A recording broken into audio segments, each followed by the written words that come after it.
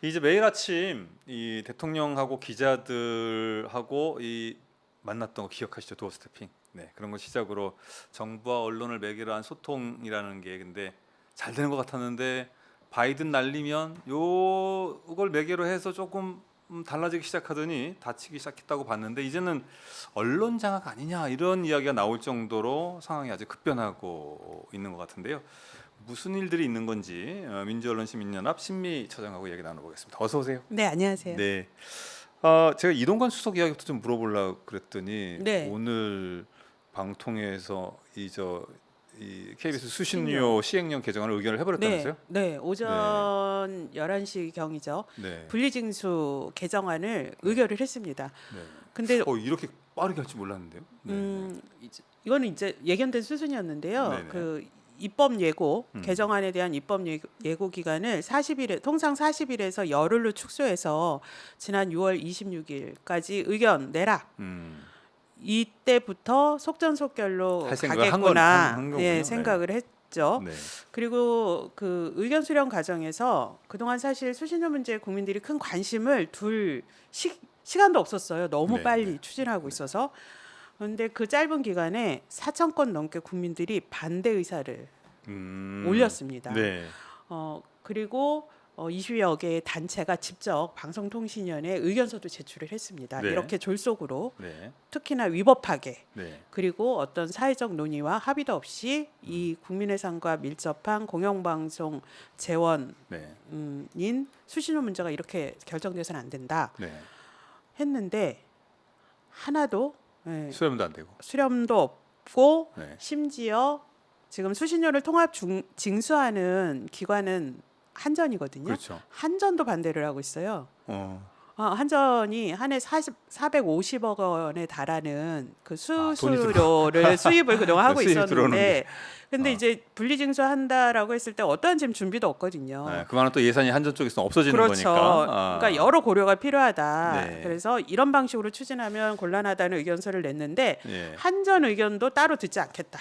아하. 이렇게까지 하면서 지금 밀어붙였는데요. 네. 오늘 이게 그동안에 계속 이 수신료 분리징수가 위헌이다. 왜냐하면 방송법에 네. 국민의 의무예요. 수신료 납부는 수상기를 가지고 있는 국민은 누구나 납부할 수 있는데 네. 지금 정부 여당이 정말 가장 크게 잘못하고 있는 건 국민들에게 잘못된 인식을 혼돈을 주고 있는데요. 많은 국민들이 수신료 안 내도 되는 거 아니야? 이렇게 생각하고 있어요. 네, 네. 실제로 주변에서 물어보면은 네.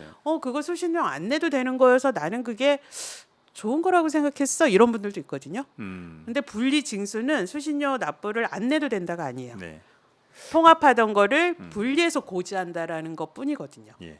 이게 수신료 KBS 수신료가 분리징수 됐을 때 가져올 공영방송의 변화라고 하는 이슈도 일단 물론 우리가 네. 지금 있기는 한데 네, 그런데 이제 그런 걸 KBS는 당사자로서 너무 잘하니까 네, 그 KBS 사장이 이 분리징수안을 철회하면 자기가 즉각 사장을 물러나겠다고까지 이렇게 했잖아요. 그렇죠. 그러면 지금 오늘 이제 시행령 개정안을 의결을 해버리면 이게 어떤 그 후폭풍으로 KBS도 갈지 지금 당장. 예, 분리징수를 하게 되면 이제 가장 큰 거는 재정의 압박이죠. 그렇죠. 제일 첫 번째. 예, 이게 통합되기 전에 징수율이 평균 35, 40, 제일 많은 게 45%였습니다. 네. 그러면 지금 45%까지 만약에 징수율이 떨어진다면은 수신료로 걷어들이는 수입의 절반 가까이가 줄어들게 되고요. 네.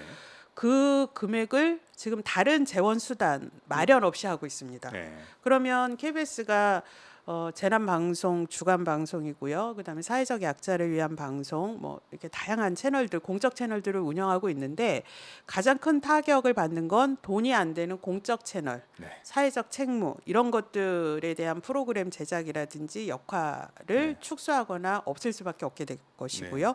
두 번째는 그 수천억에 달하는 수신료 징수가 낮아져서 생기는 재원을 충당하기 위해서 광고를 늘릴 텐데 네. 이제 광고를 늘리게 되면 지금 ETV는 광고를 하고 있잖아요. 그렇죠. 그러면 1TV로 옮겨와서 1TV도 광고를 하게 된다. 네. 그러면 시청자들은 불필요한 광고를 보게 되고요. 또 하나는 KBS 1TV가 광고 시장에 뛰어들게 되면 광고 시장은 그대로인데 예, 경쟁은 치열해지고 다른 방송사들의 시장이 네, 축소되는 효과도 축소되는데 있을 거다. 그 중에서도 네. 중소방송이나 지역방송, 네. 경쟁력이 약한 방송들이 네. 일단 네. 예, 방송의 독과점이 더 심해질 수도 있다 이런 독과점도 말씀이죠. 심해지고 작은 네. 방송사들은 또 네. 거기서 밀려나서 네. 또 재정이 더 악화되면서 네. 결국은 미디어의 다양성, 예, 이게 더 공영방송으로서의 KBS는 이 수신료 문제가 자기 방송의 정체성 문제하고 직결되어 있는 그렇죠. 문제네요. 공영방송의 존립은 네. 재원도 공적 재원이 네. 그 근거가 되는 건데 네. 이 공적 재원인 수신료가 수입의 지금 현재 이제 45% 정도를 차지하고 있거든요. 네. 근데 이제 그 비율이 낮아지게 되면 이게 공영방송이 아니라 다른 상업방송처럼 네. 광고에 의존하게 된다는 문제점이 아무래도 정체성에 큰 영향을 미칠 것이고요. 그다음에 국민들에게 또 크게 느껴질 수 있는 거는 2,500원 중에 현재 70원이 EBS에 가고 있습니다. 네. 그 70원이 한 해 190억 정도 되는데요. 네. 그걸로 EBS 가 교육방송에서 교육 프로그램을 제작을 하고 있는데 그 190억이 당장 타격을 받게 돼요. 그거에 대한 재원 대책도 없습니다. EBS는 중국 뭐 학생들을 위한 네. 교육 프로그램 네네. 그리고 또 역시 거기는 사회적 약자들을 위한 프로그램 이런 공적 프로그램들을 만들고 네. 있는데 EBS는 현재도 재정이 마이너스예요. 거기에 수신료 재원까지도 타격을 입게 되면 지금 EBS도 심각한 경영난에 네. 아주 그러게요. 큰 근데 이런 문제들이 생길 걸 뻔히 알면서 관련한 대책이나 이런 거 세우고 하는 게 아니잖아요, 지금 그죠? 없이 하고 있죠. 네. 뭐 그럼 정말 KBS면 우리는 공영방송으로서 광고 수입 대신에 뭐 그럼 재정 지원을 해주겠다든지 뭔가 그런 대책이 있다든지 뭔가가 있어야 되는데 지금 그런 것도 아무것도 없는 거잖아요, 그죠? 그런 거 없이 지금 정부 여당이 얘기하는 건 네. KBS가 편파 방송을 하고 있다. 네. 공영방송으로서 제 역할을 못 하고 있다. 이게 이유인데요. 그래서 뭐 어떻게 하라는 거예요, 그러면?